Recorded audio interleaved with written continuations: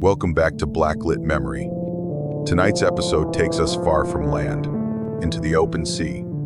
I'm sharing 9 true and deeply unsettling stories, all set aboard cruise ships. These aren't just tales of bad weather or missing luggage. These are cabins that shouldn't exist, decks that rewrite themselves, and passengers who were never on the manifest. Before we begin, hit subscribe, leave a like, and let me know. Have you ever been on a cruise? And if so, did anything feel off? Thank you for joining me. Now then, let's begin. I had worked on the MV Etheria for 5 years, and I had come to appreciate the rhythm of its quiet. We were somewhere between Marseille and Palma when it started. The autumn voyage always drew in the same type of guest. Polished, middle-aged, polite to a fault, and looking for something restorative. The ship felt like a floating spa brochure, all cream walls and brushed brass, soft music in every hallway, and not a child in sight. My name is Celeste Vaughn. I am a massage therapist. Before this, I trained as a ballet dancer, until a knee injury in my 20s rerouted me into physical therapy. It turned out I loved working with the body, just not always my own. The Etheria was a sanctuary, and room Aurora 4 was my retreat. It had a full wall of glass facing the sea, a scent diffuser calibrated to my blend of lavender and vetiver, and the quiet hush of well-insulated walls. That morning, I checked my session schedule like I always did. The touchscreen showed a new name for the 10:30 slot. J. Donnelly. Deep sleep therapy. 90 minutes.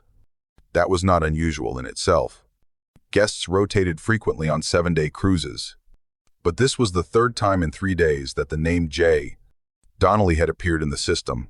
Same treatment, same time, same room. Each time, the system logged them as arrived and checked in, but I never saw them. I stood outside the treatment room, waiting like I always did, but no one came down the hallway. After 10 minutes, I peeked into Aurora 4 and paused. The sheet on the massage bed was pressed down with a perfect body impression.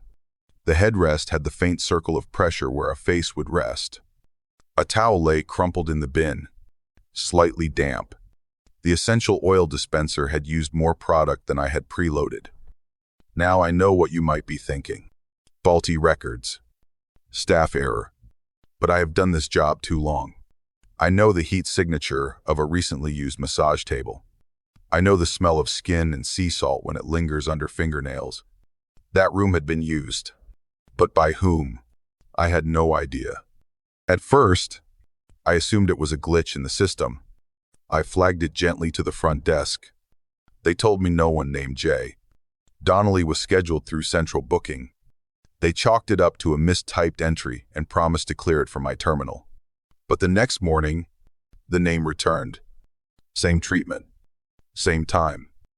And once again, I entered the room after the scheduled session, and the bed was warm.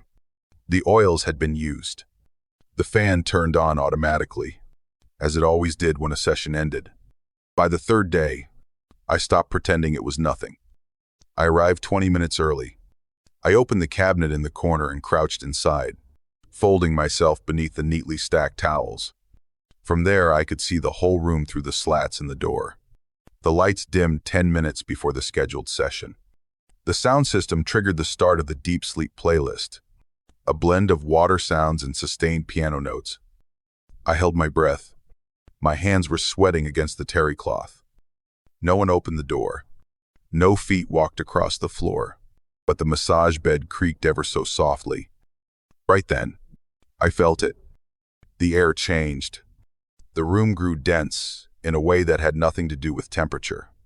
The scent shifted from lavender to something muskier, older, a smell like cedar, and something faintly medicinal.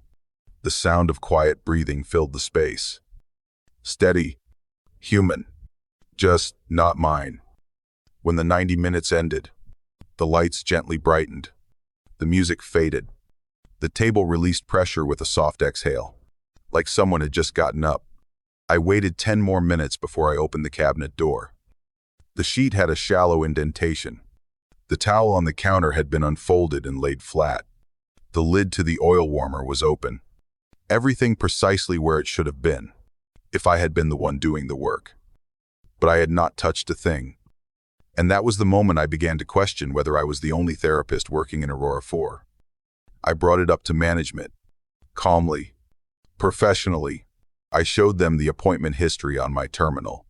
But when they checked the central database, there was no record of any guest named J.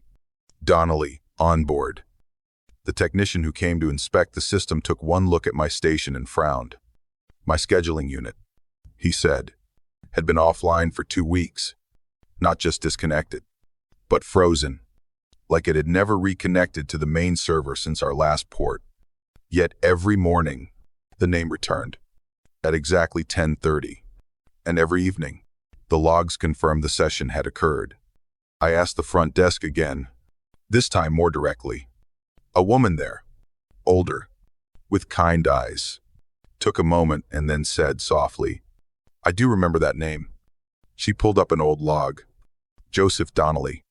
He died 9 months ago, on the Etheria. Cardiac arrest. It happened during a session in Aurora 4. The ship was docked in Corfu. He had requested deep sleep therapy. No one found him for over an hour.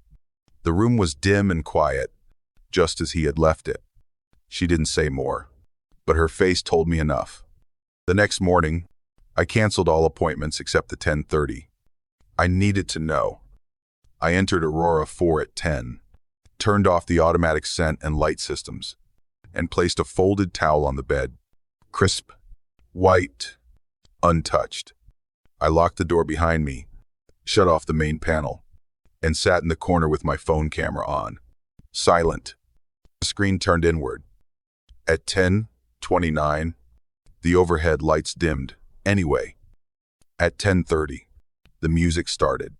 The one that only plays when a session begins. I checked the panel.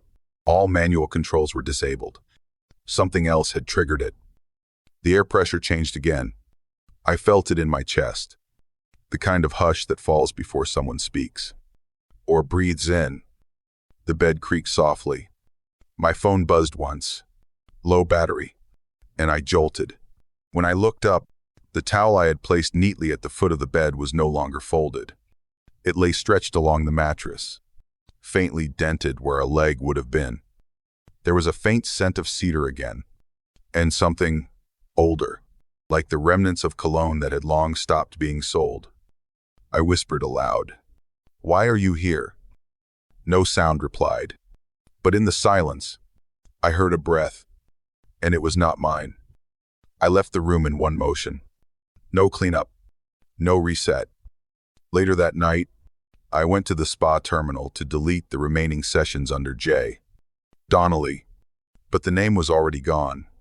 Not archived, not hidden, just erased. That should have been the end of it, except the following morning. As I walked past Aurora 4, the touchpad on the door lit up. Scheduled session, 10:30 a.m. Guest, blank. No name, no ID. Just a timestamp and a waiting room. I did not enter. But when I passed by again at 12:15, the bed inside was empty. The towel had been used. The scent of cedar hung faintly in the air. And the oil bottle, the one labeled Deep Sleep Blend, was lighter by 1 dose. My name is Daniel Rourke. I was 37 when that last voyage began. Still working the dinner shift on the Eclipse Sovereign, just as I had for the past 4 years. I didn't talk much, didn't go ashore on port days, but I knew how to remember names, especially the names of older couples who came back each season, who dressed for dinner like it was still 1973 and ordered the same wine every night. The Reflection dining room sat on deck 6, tucked behind a long hallway of etched glass and low lighting. We were the fine dining option on the ship. White linens, crystal stemware, a grand piano that played itself. Most guests came here for anniversaries, proposals, birthdays. I knew exactly how to time a champagne toast without interrupting a conversation. But I also knew how to notice the quiet things, like the way Mrs. Cantrell always folded her napkin into a triangle, or how Mr. Halverson stirred his coffee 4 times before taking a sip. Little rhythms, predictable ones, that made it easier when something fell out of place. The Langfords were one of our most devoted couples. Richard and Grace. He was a retired judge. She used to teach music. They had sailed with us every spring, always booking the same cabin, always requesting the same table. Number 6, near the portside windows. Their anniversary fell during the voyage, so they dressed up extra nice that week. Grace always wore a blue silk scarf, always ordered the Riesling. Last year, she collapsed before dessert. A sudden stroke. We tried to help, but there was nothing anyone could do. The next morning, Richard left the ship early, suitcase in hand. No goodbyes. We thought that was the last we'd see of him. I still remember clearing their table that night. Grace's wine glass was full. Her napkin was folded on the seat, untouched. Richard never came down for dinner again. I thought he would never step foot on this ship again. I thought he couldn't. But this year, during boarding, I saw him. Richard Langford, 79, thinner than I remembered. Hair a little whiter, but the same suit, the same polished shoes. He looked me in the eye and said, "Table 6, please. For 2. This C1. I didn't ask. The reflection room wasn't full that evening. I laid out the silver, set both wine glasses, placed the folded napkins exactly where they used to be. He thanked me, as polite as ever. And every night after, he returned. He always asked for 2 menus. He ordered Grace's usual appetizer, crab bisque with no croutons, and set it gently on the other side of the table. He never looked at the seat beside him, but he never let it sit empty either. The second night, I noticed the wine glass. Grace's glass, the one across from him. It looked different when I came to clear the table. It was no longer full. It was still damp around the rim, like someone had taken slow, steady sips while no one was watching. I did not mention it. I simply wiped the table and tucked the napkins away. The third night, we offered to take photos of guests for a promotional keepsake. Every table got a glossy image printed out by the end of the meal. Richard agreed. He even smiled a little. When the print came back, I froze. There was a faint smudge in the image, just opposite him, near the reflection in the window. A blurred outline where no one had been sitting, not clear enough to be a face, but clear enough that I didn't want to look at it again. That night, I noticed Grace's napkin had been unfolded, draped carefully over the seat cushion, the same way she always did. A few guests noticed, too. Most just glanced and moved on, but one little girl stopped by the table as her family walked past. She stared at the empty chair and whispered, "She's cold. I don't want to sit where she is. Amzer Wadi, body." Her parents pulled her along, apologizing. Richard didn't flinch. He just sipped his wine, eyes on the sea. I tried to explain it to myself. Maybe Richard was grieving in his own way. Maybe he had built a kind of ritual, and I was just the one keeping it intact. I convinced myself it was all sentimental repetition, but it got harder to believe that when things began happening outside of Richard's control. On the 4th night, I was just turning back from the kitchen when I heard the sound. Soft, delicate, the clink of a spoon tapping the rim of a wine glass. I stopped, looked toward table 6. Richard had not moved. He was reading the menu, hands resting on the table, but the glass in front of Grace's place setting was now half empty, and her napkin had been folded again. Not on the seat this time, but up on the table, precisely the way Grace used to do when she stepped away to the restroom. The guest at the table beside them, a woman in her 70s, silver hair and a quiet voice, suddenly stood up. She looked pale, visibly shaken. "I'm sorry," she said. "I just saw that chair." It moved. There's someone in it. If you wanted to know, I walked her to another table. She would not go near the window again. That night, after we closed, I stayed behind and checked the surveillance footage. It was something I never did unless there was a guest complaint or missing item. At 6 p.m. exactly, the camera showed table 6. The chair across from Richard shifted slightly, just a few inches, pulled away from the table like someone had quietly taken a seat. No one was there. The image glitched for 2 frames, then returned to normal. I replayed it 4 times. The angle was too high to catch the wine glass, but I knew what I had seen.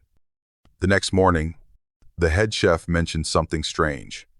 He said the entree meant for Grace. The second plate that Richard always ordered and asked to be boxed had come back colder than the others. Barely lukewarm, he said, even though it sat next to the rest.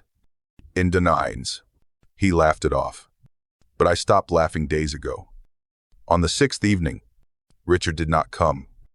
No reservation. No call. His name did not show up on the dining manifest. I waited until 6:30, then 6:45. At 7, a new couple was seated at table 6. They were friendly, said it was their anniversary.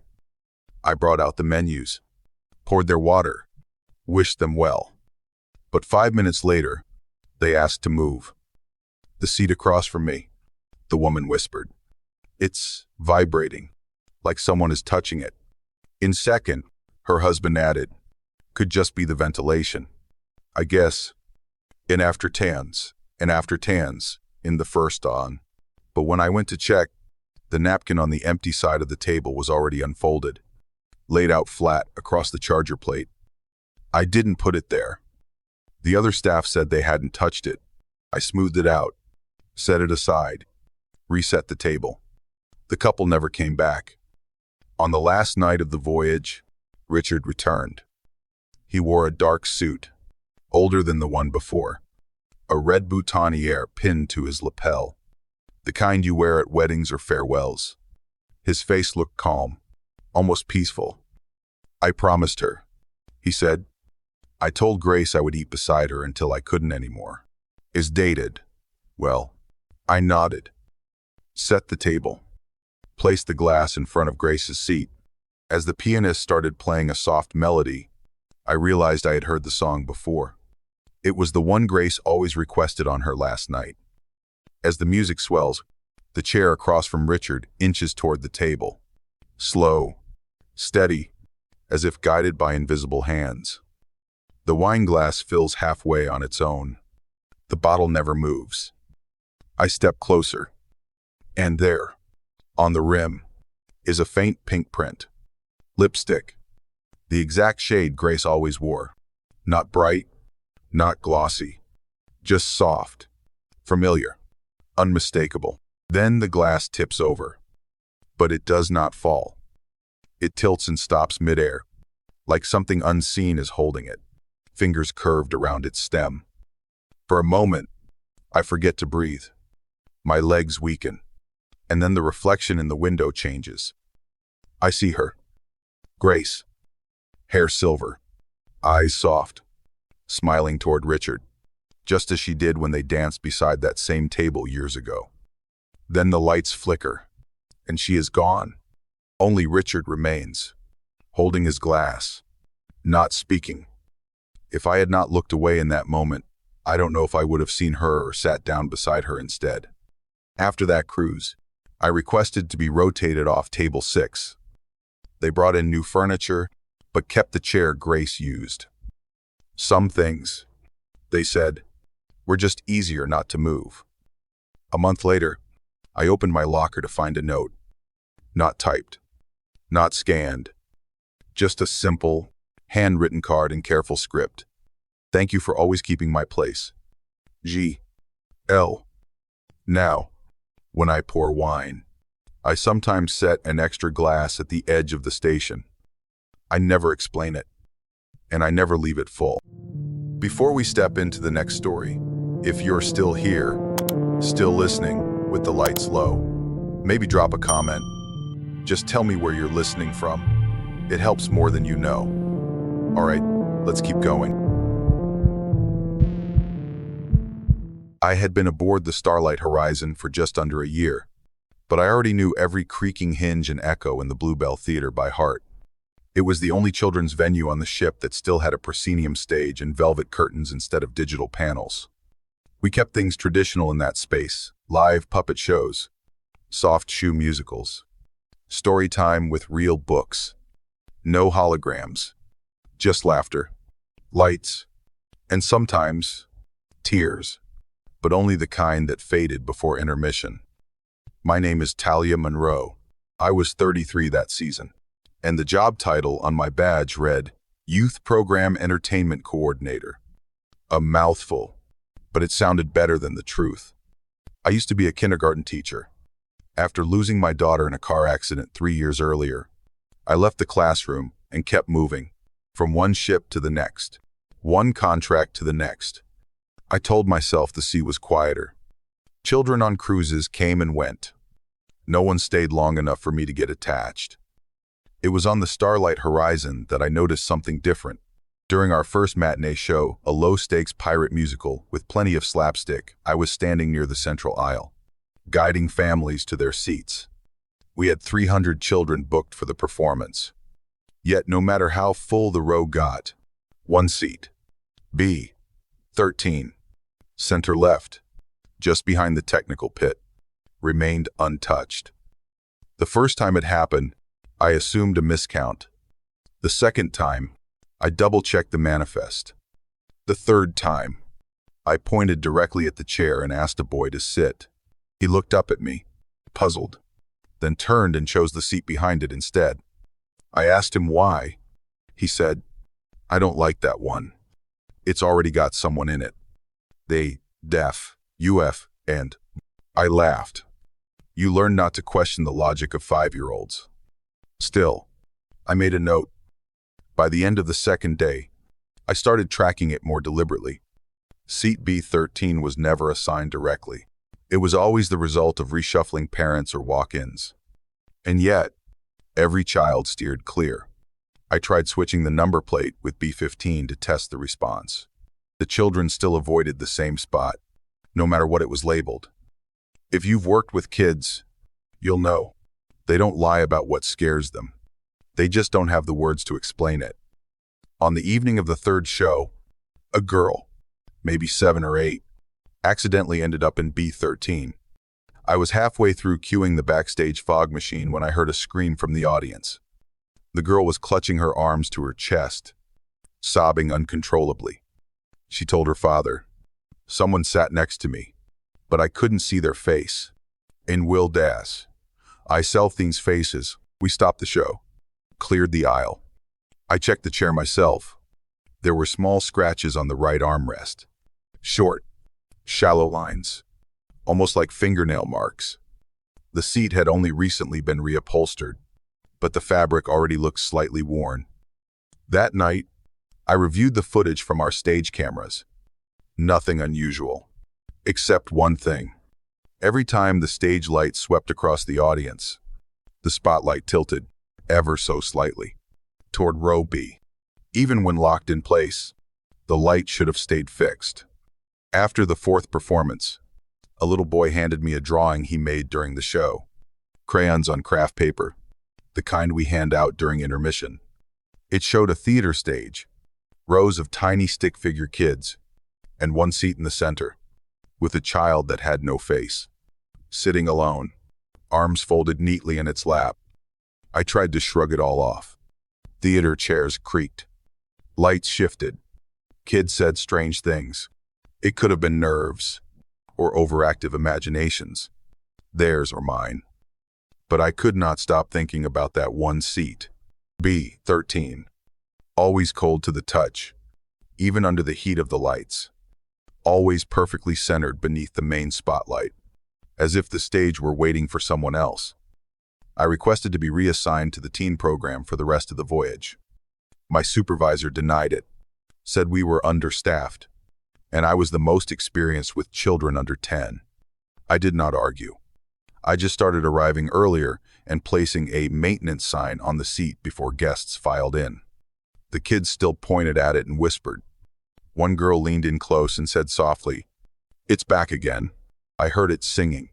"Where they're not round." It was not a real song, she told me, but something that sounded like a lullaby run backward. That phrase stuck with me. A lullaby run backward. Eventually, I asked to close off the entire B row under the excuse of testing new lighting angles.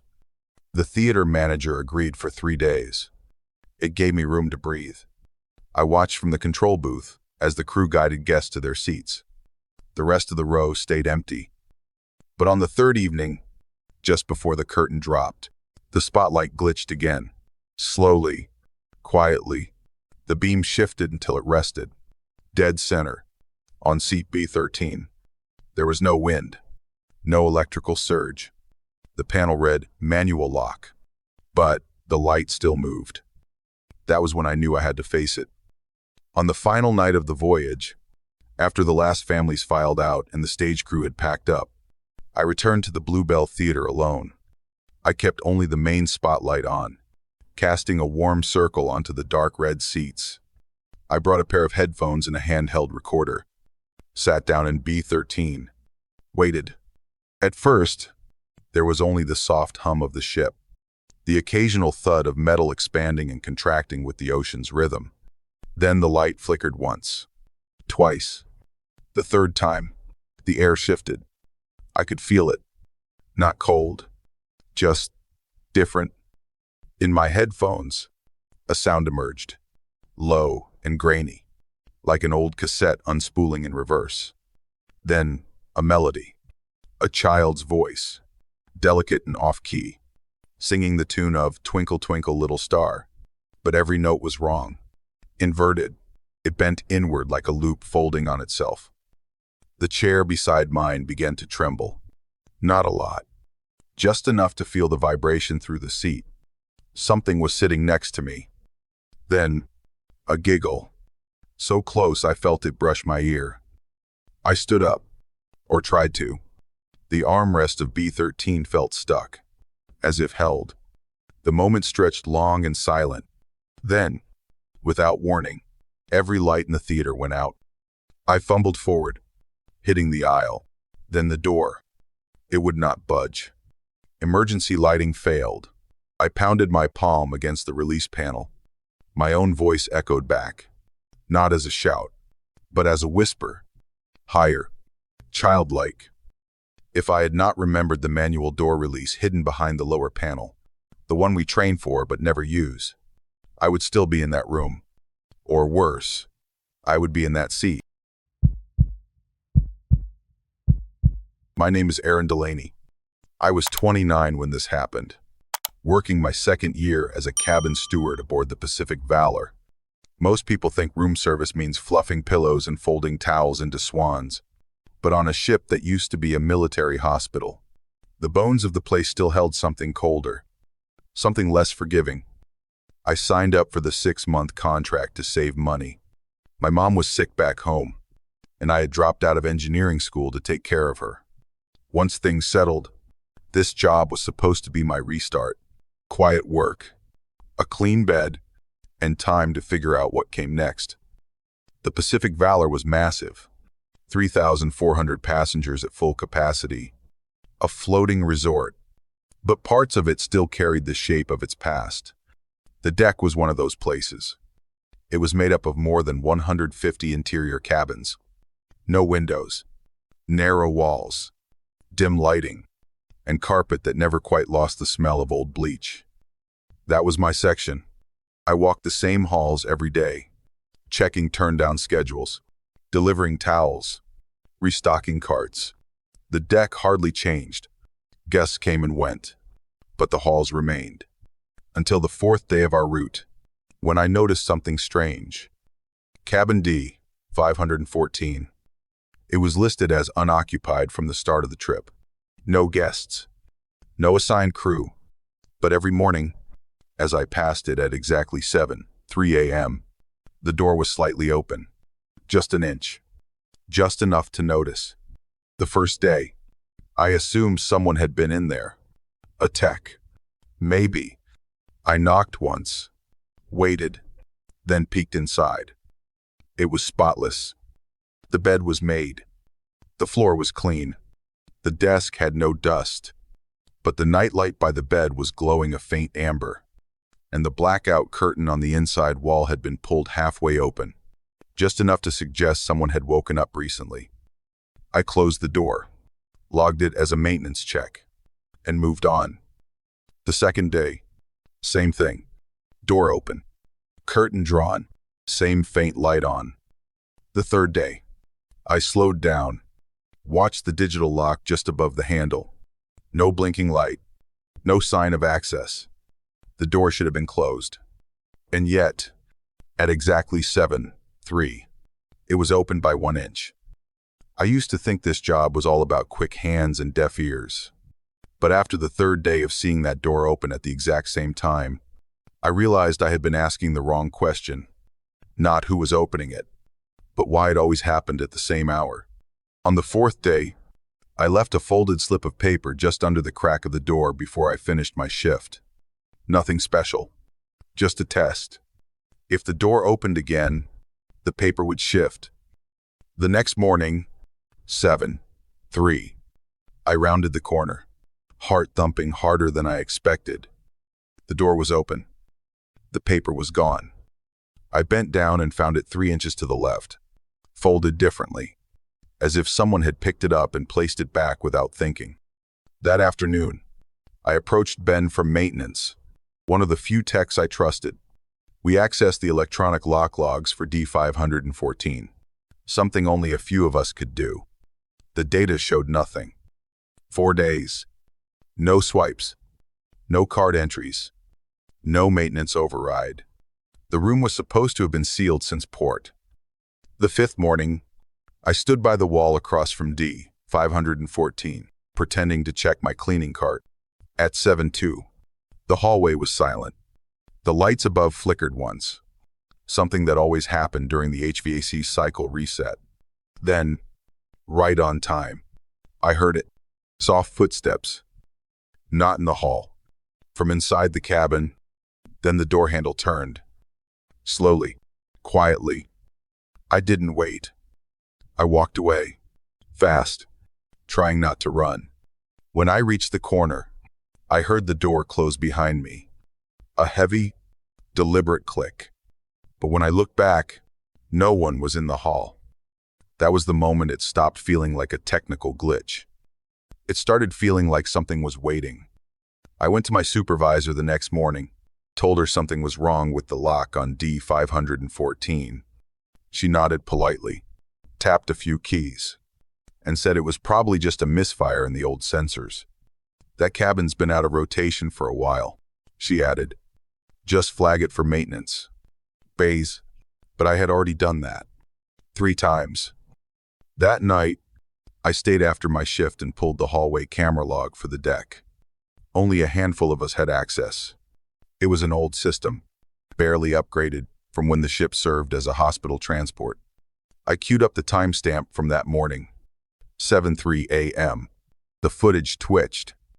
One frame was clear, an empty hallway. Then static for 3 seconds. When the video resumed, the door to D514 was open, just slightly. Like always, the feed blurred only around the door, like something had interfered right at that moment. I watched it again and again, the same thing every time. So I set up my own test.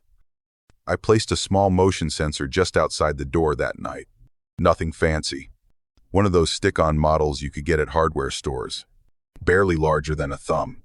I tucked it low, right at the baseboard, just enough to catch movement if the door opened.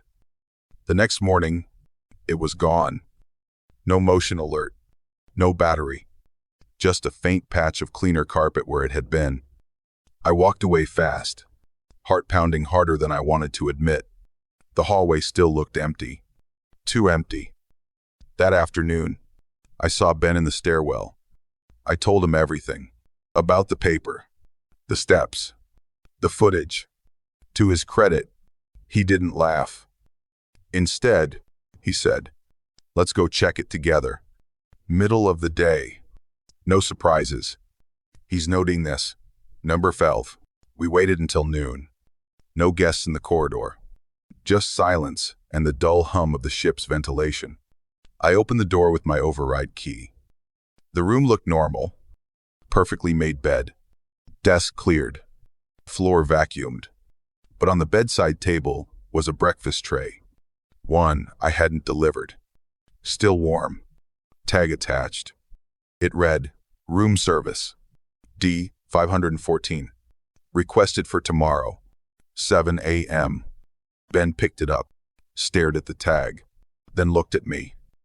I didn't put this in, he said. Neither did I. I looked at the bed. The mattress had a slight depression, like someone had just gotten up. The curtain was pulled halfway open, just like every morning. But the worst part was the television. It was on. Blue screen. No signal. But a video was playing. An old safety briefing I had never seen before. It was in Russian. Just looping, frame by frame, with warped audio like the speaker had water in their lungs. Ben moved toward the remote. The lights went out. The door slammed shut behind us. For a second, we both freeze. I hear a faint sound from the bathroom. Not a flush. Not a drip. Something steady. Soft taps. Like water hitting tile. Like someone waiting. Ben reached for his phone. I beat him to the door panel and slammed the override. The lights flickered back. The door opened. We both stepped into the hall without a word. The door behind us shut harder than it should have. No wind. No pressure change. Just force.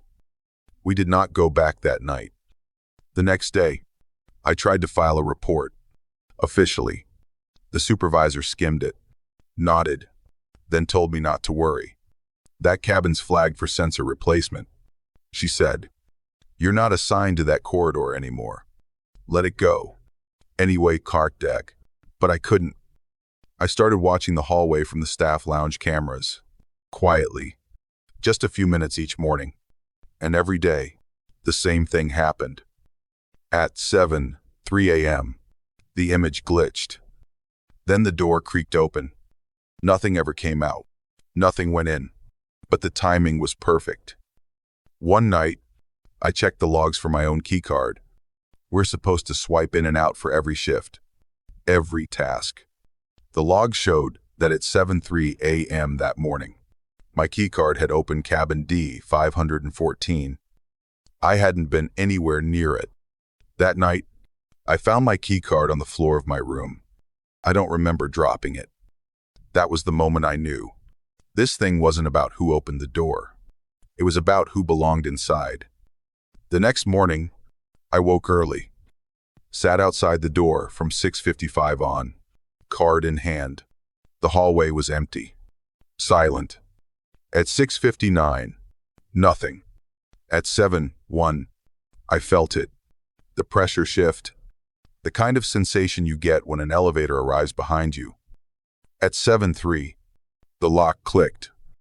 But this time, the door opened early, not waiting for its cue. I stepped inside. The lights came on. The TV turned itself to the blue screen. The Russian voice played softly, over and over. Please vacate this cabin. Please vacate this cabin. There is no gentours, by Frengen. The bathroom curtain slid open. There was someone behind it. A figure, standing still, back turned, motionless. I turned to run. The door was gone. I hit the wall, slammed the override. The lights strobed red, then white, then red again. A hand touched my wrist. Cold, human, but not alive. I kicked the emergency release with my heel, hard, until the panel sparked. The door hissed open just enough for me to throw myself through. If I had stayed 1 second longer, I would not have made it out. They decommissioned the room the next day. Cabin D 514 vanished from the system. On the updated maps, D 512 now sat right beside D 516. No mention of anything between them. But last week, I got an alert on my service tablet. Turn down request, D514. Guest requests early bedding. It is selfing. I deleted it. Put my keycard in a drawer. And I never walked past deck again. I had worked night shifts aboard the S. Meridian Echo for almost 2 years. Most nights passed in a quiet rhythm. Inspect the decks. Check the emergency doors. Note the icy patches along the railings before the passengers woke up. The ship was a mid-sized Arctic cruise liner, famous for its Aurora at Sea tours, and it moved through the dark water like something half forgotten by the modern world. My patrol hours ran from 8 p.m. to 6 a.m., and in the northern Atlantic winter, that meant I barely saw daylight. My name is Ray Mercer, 38, ex-military. I worked alone during my shifts and liked it that way. It gave me time to think, to walk, to stay sharp without distractions. Each deck had its own security feed, and I had access to live footage and recorded logs directly through my handheld monitor. It started on the third night. I was reviewing the log from Deck 4 when I noticed something odd. The timestamp read 2:14, and the footage showed a man in our standard winter security gear, standing still by the railing. He was facing the sea, still, unmoving. I tapped into zoom. Same jacket, same posture, even the same radio clipped to the shoulder. Then he turned his head up toward the camera. I saw my own face. Imagine that. You are reviewing a video you didn't record, from a place you weren't standing in, and the person on screen is you, down to the exact scar on your chin. I checked my GPS tag. It said I was on Deck 2 at 2:14, inspecting the starboard escape ladder, and I remembered being there. I remembered the cold railing, the way my gloves slipped slightly against the metal. But the footage said otherwise. The first thing I thought was, this must be a corrupted loop. The camera system sometimes hiccups after high latency transfers. I flagged the footage and replayed it. No glitch. No skip. The figure lingered for nearly 6 minutes, then turned and walked out of frame, toward the upper deck. I checked the other feeds. Deck 5, Deck 6, Deck 7, and there I was again. Each video showed the same figure moving through different parts of the ship at roughly the same time I was logged elsewhere. Always alone, always silent, never speaking. At one point, I watched me walk directly past the same camera I had passed just 10 minutes earlier, and the posture was wrong. Slightly stiffer, the gait a little off. Not wrong enough to be obvious, just wrong enough for me to feel it. And then came the night I heard the footsteps. I walked slowly back down the corridor toward the control room, trying to keep my breathing even. My boots squeaked on the wet deck plates, and every reflection on the dark windows made me flinch. I radioed the bridge again. They confirmed I had not checked in since Deck 2, and that no other officer was on my rotation tonight. But someone had been using the cameras. I saw the feed with my own eyes. The timestamp was correct, the angle unmistakable. Someone had been watching me from Deck 5, from the very room I was locked out of moments before, and that someone had my face. I tried to calm down by sticking to routine.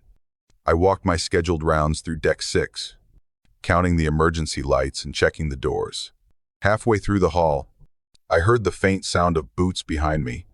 When I turned around, the hallway was empty, but the soft closing door at the far end was just finishing its slow swing shut. I ran toward it. There was nothing on the other side, just a quiet stairwell lit in orange, like it always was. But as I stood there, catching my breath, my radio crackled. A voice, calm, precise, came through. "Ray, we just saw you pass by Deck 7. Everything okay?" I froze. I had not stepped foot near Deck 7 in hours. My hand tightened around the radio. "Negative," I said. That wasn't me. Silence on the line. Then, a pause too long to be technical. Understood, the voice finally replied, but it no longer sounded like my supervisor. It sounded like someone trying to sound like him. That night, I decided to trap whatever it was.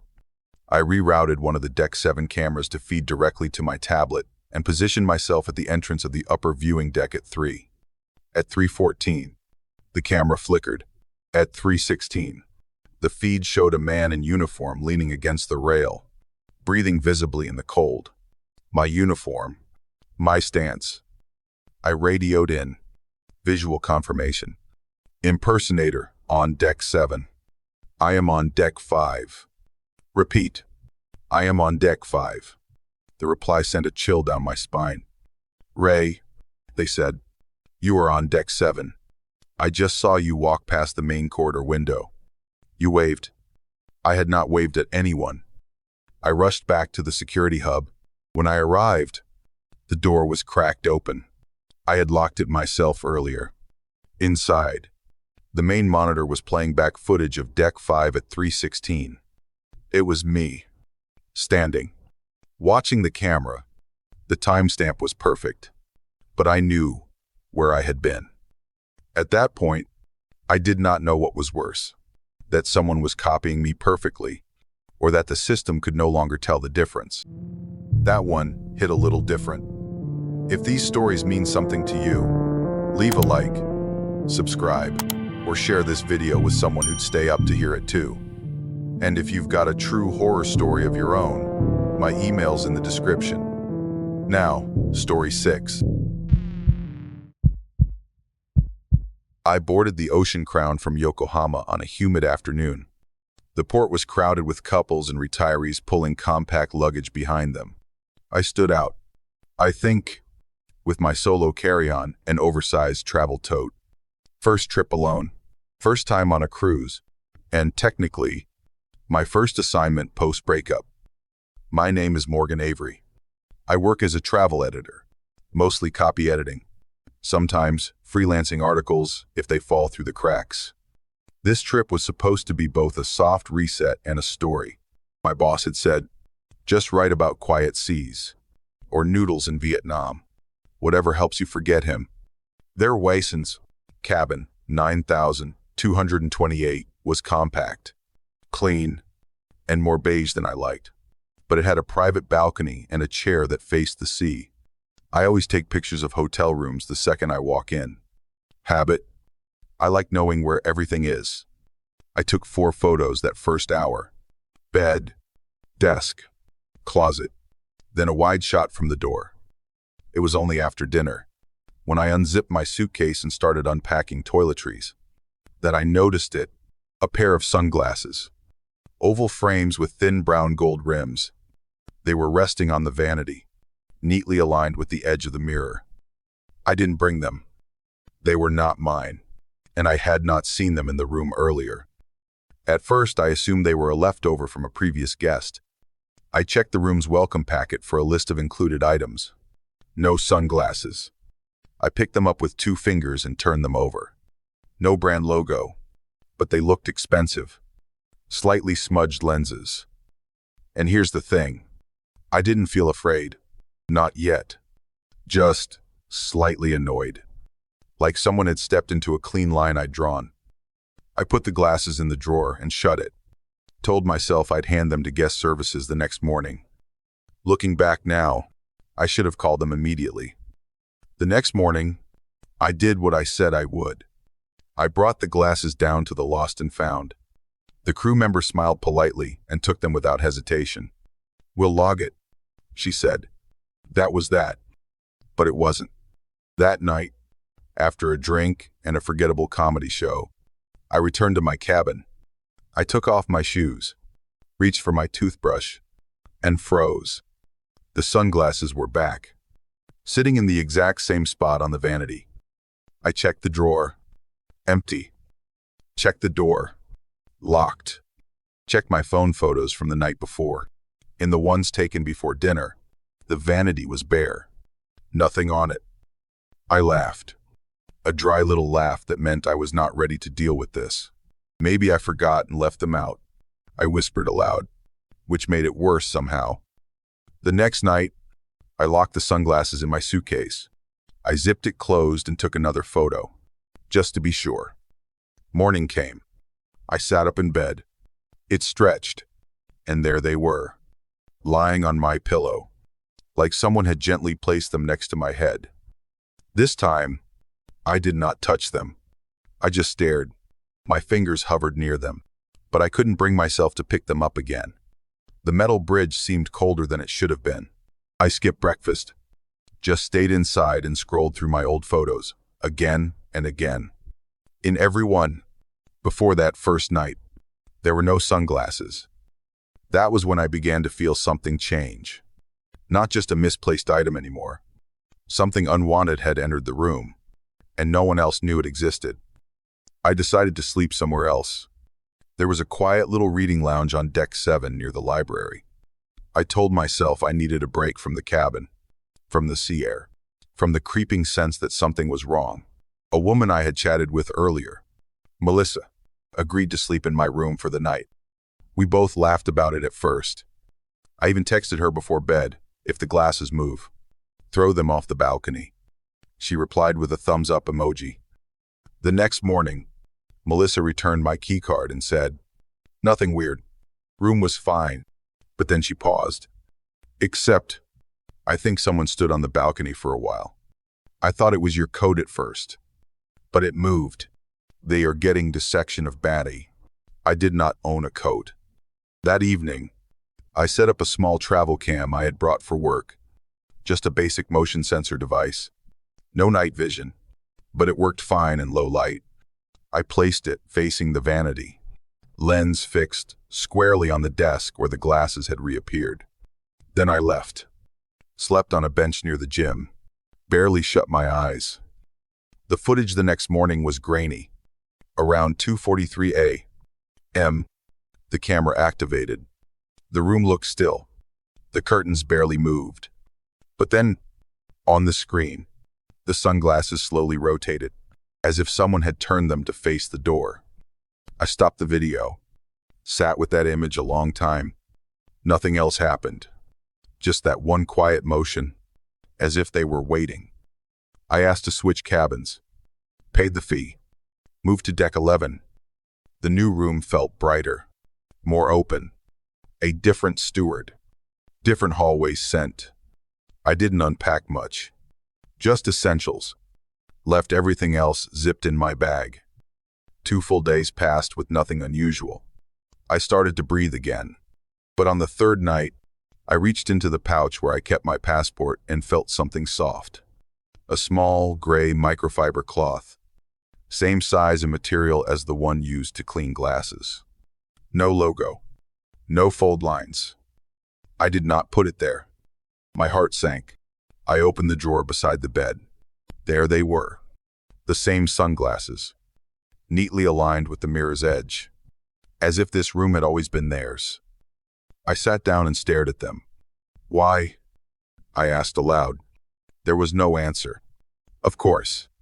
But somehow, the silence had weight. That night, I locked the door, closed the curtains, shut off the lights and sat at the desk with my voice recorder. "I don't know what it wants," I said into the mic, "but it keeps finding me. It is gone."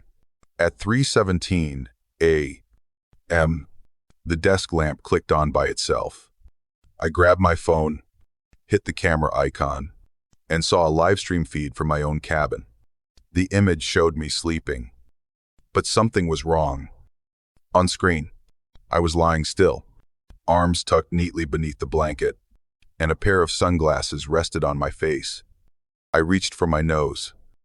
I was not wearing anything, but the bridge of my nose felt cool. Pressure, the exact sensation of plastic and metal resting lightly. I jumped up, ran to the mirror. They were there, on me. I tore them off, threw them across the room. They made no sound, no thud, no clatter, as if they had not touched the floor at all. That was the moment I snapped. I grabbed my phone, my passport, and left everything else behind. Shoes untied, hair a mess, I ran through the hall, not stopping until I reached the stairwell. If I had waited even a second longer, I swear I would not have known who I was when I woke up again. I boarded the MV Lumen Pearl with a camera bag and a folder full of promises. 14 days, 3 islands, and enough ocean light to fill 10 portfolios. Most of my clients were tourists chasing sunsets. But this time, I had one goal: capture the movement of twilight across open water. I was not chasing meaning. I just needed light.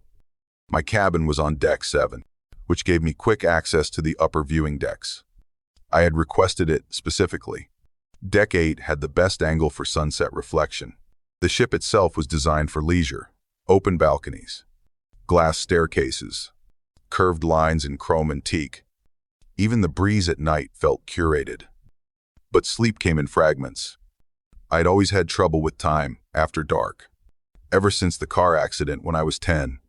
The doctor said my sleep cycle never fully stabilized again. I learned to function through haze, learned to recognize when things slipped sideways. That night, I thought I was just tired. It was the 5th night. I had finished a shoot with a couple from Santa Monica and stayed behind to take a few long exposures. The deck was nearly empty. A soft wind, barely more than a breath, moved across the railing. Then I saw him. He was wearing a deep blue robe, the kind they give you in the spa. He moved, like he knew where he was going. Steady, calm. He climbed the railing in one smooth motion, paused for half a second, and then he was gone. I heard the splash. It was unmistakable. I ran to the rail and shouted. I don't remember what I said. Maybe just, hey, maybe just no. But someone called security. Alarm sounded. The ship slowed. They told us it was protocol. They circled the area, sent out drones, swept the infrared. Nobody. The report said 2:11 a.m. Deck 8. Camera footage blurred but confirmed. A male passenger going overboard. I gave my statement and returned to my cabin, wired and shaken. I saw him fall. I said to the officer. He climbed. He jumped. He hit the water. I saw it. He just nodded, told me to rest. The next morning, I walked into the buffet half asleep and half disbelieving. And there he was, sitting 3 tables over, wearing a white shirt and khakis, sipping something hot. His eyes were dull, but they were his. I froze. I walked up to the server, asked, trying to sound calm, who that man was. She glanced over and said, That's Mr. Jonas Reeve, cabin 514. She said it like she had said it a dozen times before. He's been on since Cabo. Lovely man. Hair. That is not a minute. I looked again. He was still there. Still sipping. I backed away. Later, in my cabin, I went through my shots from the night before. Long exposures. Ocean streaks. Deck lines. Nothing of the fall. But the last photo, the very last one before I packed up, had caught a reflection in the glass railing. 2 eyes looking directly at the lens. His eyes. I started watching him. I know how that sounds. But I had to. That night, I followed him up to the deck again. I stayed back, watched from behind the tinted glass of the stairwell. He stood at the railing. Same spot. Hands on the chrome rail. Leaned out just slightly. Just like before. But this time, he didn't fall. He just lingered. I stepped closer. I wanted to call out, but something held me back. Then I looked at the reflection in the glass behind him, and it did not move like he did. That is when I knew something was wrong, because he turned to look at me, and his expression was not confused or scared. It was vacant. Deep, like staring into the ocean at night. He said, I never fell, but you might. And this lake, when his parents sighed, when this Facing city, then he was gone. Not jumped. Not turned. Just gone. The stairwell door creaked as if someone had just gone through it. I locked myself in my cabin for the rest of that night. Every sound outside made me flinch. The soft click of the door next to mine, the hum of the ventilation. I tried to review the photographs again, convinced there had to be something I missed. The metadata said 2:11 a.m., the same minute the incident report listed, but the GPS data was gone. My camera had never done that before. The next morning, I sent a copy to a friend of mine, a tech guy who used to work in image forensics. I told him everything that happened. He wrote back within the hour, "This file has double exposure data. It's like two separate captures laid on top of each other. Are you sure your camera didn't glitch?" His second nodded. I wasn't sure of anything anymore. I went to the front desk, asked to confirm Jonas Reeves' cabin. The woman typed for a while, then frowned. "Cabin 514 is empty. The guest canceled before departure." She turned her monitor so I could see it. No booking, no ID, no record of any Jonas Reeve. My mouth went dry. That was when I realized I might be the only one who had ever seen him fall. I skipped dinner. It took a sleeping pill from the medic, and stayed in bed. I woke late, nearly noon, feeling heavy but clear-headed for the first time in days. Maybe the lack of sleep had made me imagine everything. Maybe the man I saw was just a shadow in motion. By evening, I convinced myself I could go back outside. The air was warm, thick with salt and sunlight. I took my camera again, this time only to the lower deck. I wanted to shoot reflections in the glass panels, the kind that distort light until you can't tell what's sky and what's sea. That was when I heard a child's voice behind me. "Mom, why is that man wet? Why isn't anyone helping him?" And fast as into I turned. The girl was staring toward the seating area. Her mother was scrolling on her phone. Not looking up, I followed the girl's gaze. The chair next to her was empty, but the cushion was soaked. Two small footprints of water trailing off across the deck. My stomach twisted. I walked away before anyone could ask me questions. The sound of the sea felt closer now, louder, like it was calling from every side of the ship. That night, I made a choice. I would stay awake until dawn, watch the deck, and prove to myself that none of this was real. At exactly 2:11 a.m., I returned to the same spot. The ocean glowed faintly in the distance, silver under the moonlight. Then a shadow appeared at the top of the stairs. Jonas. Same clothes, same expression. His eyes locked on mine. I lifted my camera. My hands shook, but I kept shooting. The shutter clicked, again and again. In the viewfinder, I saw him, but I also saw another version of me standing beside him. Same jacket, same camera in hand, same look of confusion frozen on my face. Jonas spoke, quiet and even. "You saw me fall, but you never asked where I fell to." As U.S. He took a step closer. "We're still falling. You just haven't hit the water yet. Ask you." His hand came to rest on my shoulder. The touch was freezing. My pulse thundered in my ears. In that moment, everything slowed. The wind rose. The deck lights flickered. I remember thinking I should move, but my body wouldn't listen. His eyes were too deep, too full of that empty sea. I pulled back. I ran. The sound of the ocean followed me through the corridors, echoing off the glass and steel. If I had stayed 1 second longer, I think I would have gone over that railing with him.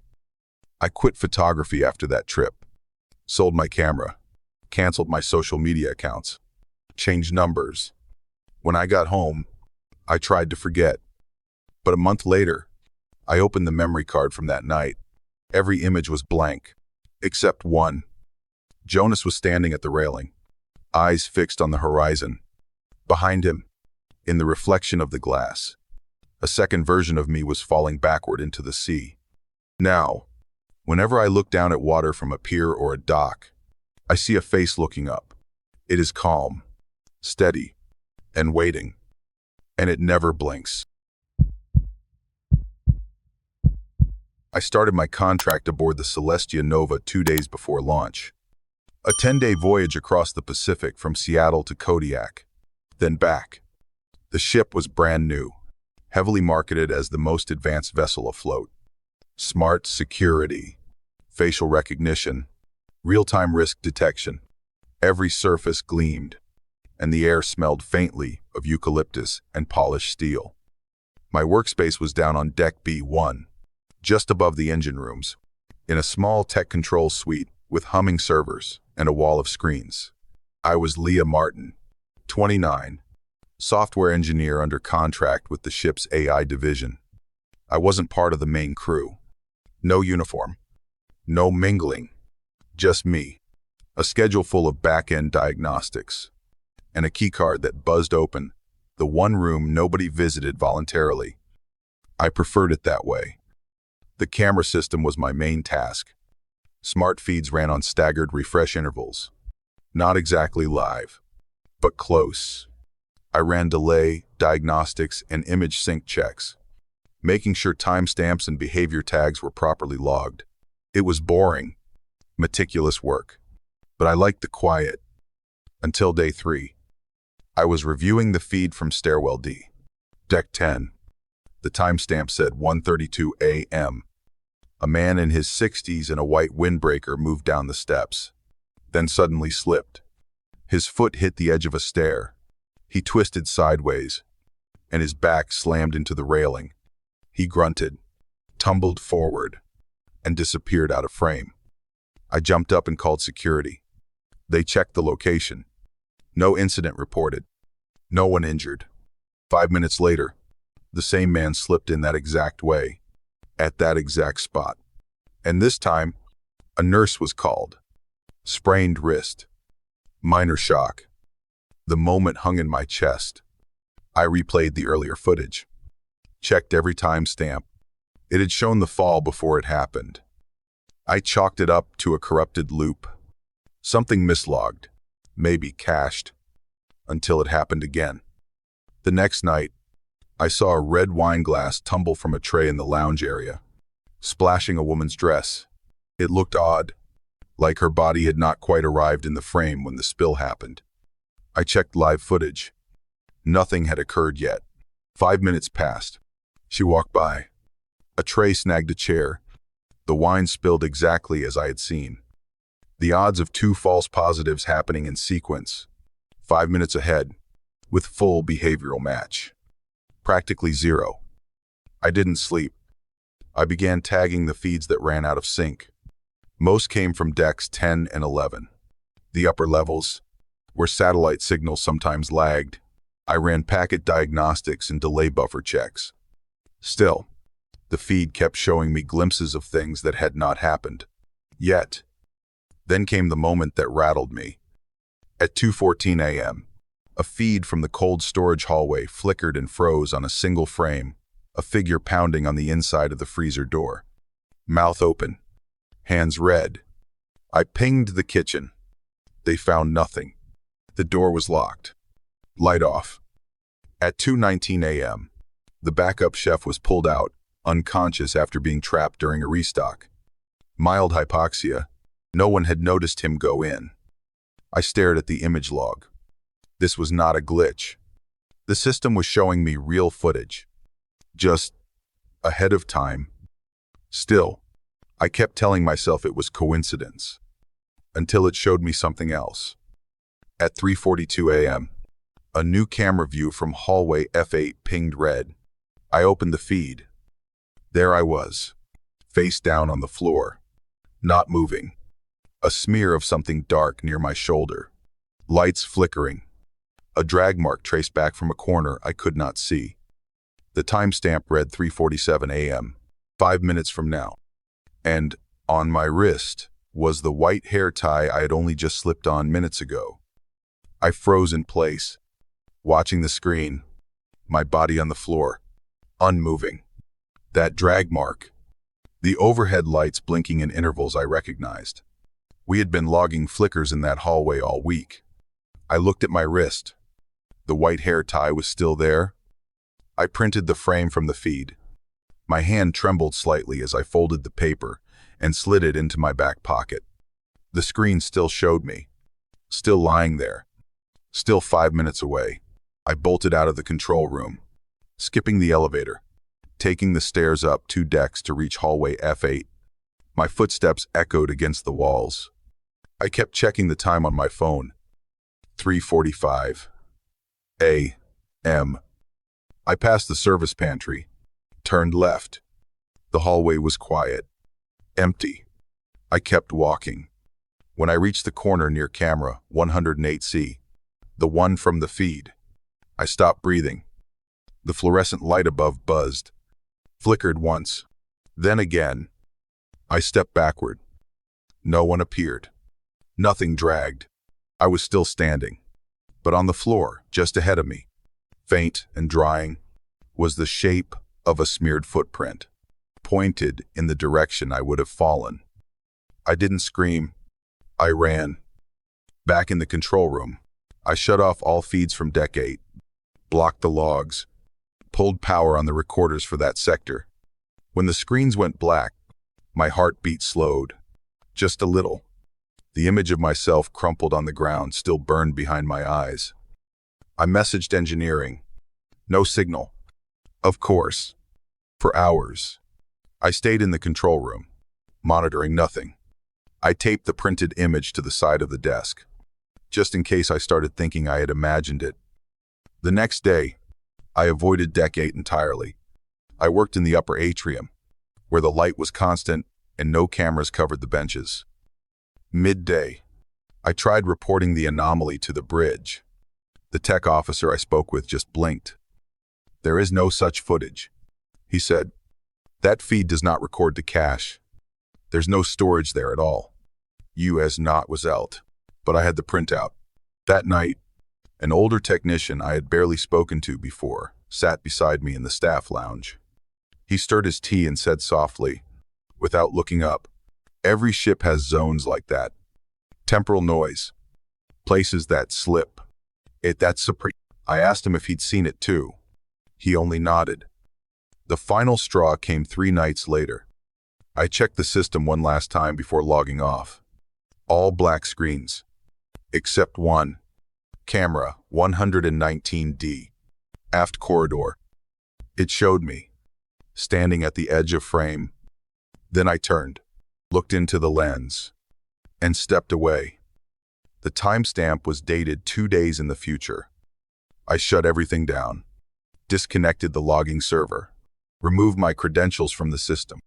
Before I left the ship at Kodiak, I asked for a full deletion of my access history. The admin terminal froze, then displayed a message. "Active session already running. ID L. Martin, corridor 119D. I once, that was the last straw.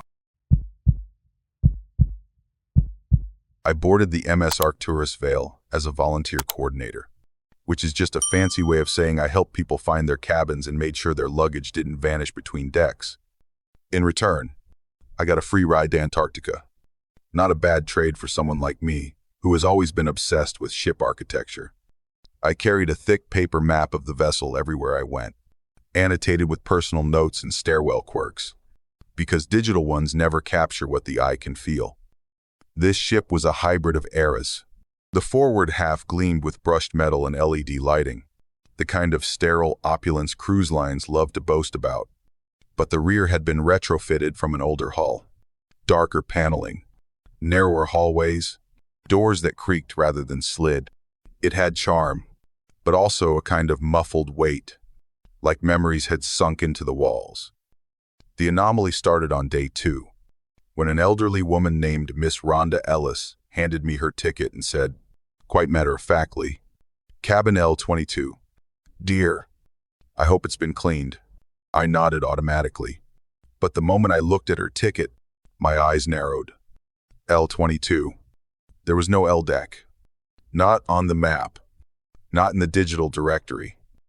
I tried to clarify, but she looked genuinely confused by my confusion. "I stayed there just last night," she said, adjusting her shawl like I had asked something inappropriate. Lovely view, though the hallway could use more light. When I double-checked the system, her cabin showed up. L22. Marked as cleaned at 5:12 that morning. I showed my supervisor. They just shrugged. Some internal legacy label. Probably just means deck 2 inches the old format. They water denens and dendit wines. But I had the original printout. The real one. I knew every labeled space. And I had never seen an L deck. Listen, I know what you're thinking. Ships are massive. And clerical errors happen. But this wasn't a typo. This was something that shouldn't have existed. I told myself I'd check later. Maybe compare the new system logs with my old print. But then something else caught me. A metal panel in the back elevator. One I'd walked past a dozen times. I had never noticed how there used to be a button next to deck 1, now covered with a brushed steel plate. I ran my fingers over it. Cold. Seamless, except for the faint outline of a letter beneath the steel. An L is luggage. I'm not proud of what I did next. Curiosity has a way of feeling like necessity. I used my service keycard and tapped the override slot. There was a soft mechanical click, and the elevator display lit up. The L button blinked, then glowed steady. I hesitated. Then I pressed it. The elevator shuddered. Not like the usual descent. More like it didn't want to move at all. When it finally did, it was slower than usual, humming low, like holding its breath. When the doors opened, I stepped into a hallway dimmer than it should have been. The walls had brass fixtures, outdated emergency maps, and peeling room numbers, L20 to L40. No footsteps, no engine hum. It felt like a museum of some place I hadn't meant to find. I found L22 open, just barely. Inside, the bed was made. A teacup sat on the table, faint steam curling above the rim. I touched the bed and found the mattress still warm. I didn't step further. I just stood there, listening. Then I backed out. I don't remember pressing the elevator call button, but it came. And when I stepped back onto the main deck, the world felt louder. The next morning, I checked the system again. Cabin L22 had been cleaned at 4:37 a.m. I asked Rhonda if she had requested service. She smiled and said, "You saw it, didn't you?" Like we were both in on something unspoken. Now, here's the thing. I used to believe a ship was just a machine, a series of rooms and pipes and wires. But now, I wonder how much space a ship needs before it starts growing places of its own. I brought it up with security the next day, told them about the hallway, the cabin, even the teacup. They pulled up the official schematics and said there was no L deck, no room, L22, and no record of a passenger named Rhonda Ellis. They offered me a stress pamphlet and a lukewarm coffee. That would have been the end of it, maybe, if not for the missing girl. Her name was Sienna, early 20s, part of a nature photography group. One of the ship's deckhands found her badge and camera bag near the aft elevator, the same one with the metal panel. I checked the logs myself. Sienna's last swipe was recorded on a door with a code beginning in L. It was buried in a list of old entries, like someone had tried to clean the slate but missed a line. I searched for her cabin assignment. It had been changed 3 times, but one entry stood out, cabin L28. I knew that number. I had passed that door. I should have told someone, really told them, not just hinted. But instead, I went back. Same elevator, same override. This time, the doors opened slower. The hallway smelled faintly of dust and something floral. I walked past L22, past L25, at L28. The door was ajar. Inside, a coat hung from the chair, bright blue, the same one Sienna had been wearing in every photo she posted online. The light flickered, and I heard something, not speech, not footsteps, just a soft dripping, like water from a loose pipe. I stepped back, closed the door gently, and turned around. but I couldn't find the elevator. That hallway, which had once felt small and quiet, now stretched longer than it should. I walked. The lights flickered behind me as I passed. I saw another door, L39, a number I hadn't noticed before. I didn't open it. When I finally found the elevator, I punched the button like my life depended on it. And maybe it did. The next day, I submitted a full report, timestamps, schematics, even a sound file I'd recorded from inside L22. It caught something strange, footsteps circling slowly, the sound of a chair dragging, and a whisper. Just one sentence, just loud enough. "You have the map. Go lower." Do that was Stevan. I compared my paper schematic with the oldest archive blueprint I could find in the ship's library. And there it was, a faint outline below the L deck. No label, no access point, just a space. And it wasn't disconnected. Electrical routes still passed through it. At this point, I began thinking about quitting the trip, disembarking early when we reached South Georgia. I started to convince myself it had all been a hallucination. Lack of sleep, environmental stress. But then I saw it. In the cleaning log, buried deep, a new entry added at 3:11 a.m. that morning. Cabin L39. Check-in confirmed. T. Briggs. That was my name. I stared at it for a long time. I had not made a booking. I had not logged in. And yet, there it was. Some part of the system now considered me already inside. I ran, not just out of fear, but out of instinct. I found a service hatch, followed maintenance schematics into a back stairwell behind the electrical room. A rusted ladder led down, deeper than I expected. My boots rang on iron steps as I descended into pitch black. There was air down there. Cold, still, old. They say ships creak from memory. That steel remembers pressure and movement and stress. But that place, Deck X, if I can call it that, felt like something different, like it was never meant to be remembered at all. At the end of the corridor were mirrors. Just mirrors, lined in sequence. And in the reflection, I did not look like myself. I wore a crew uniform. Housekeeping. Not what I had on. Not who I was. Then I heard a bell ring once. Soft, like room service. And the corridor behind me was gone. Only more mirrors. If I had not turned to face my reflection, if I had not anchored myself in that moment, I do not think I would have ever come back up. I woke hours later, damp and disoriented, in my own bed. My clothes were different. My watch ran 6 hours slow. No one remembered Rhonda. No one knew Sienna. My report was gone. And in my wallet, tucked behind my ID, was a single cabin key. Silver. Worn. Engraved faintly, L22, permanent resident. F for cost. Thank you for staying with me until the very end. I truly mean that. If you enjoyed these stories, leave a like and subscribe if you haven't already. That way, you won't miss the next ones. And once again, thank you for walking this dark road with me tonight.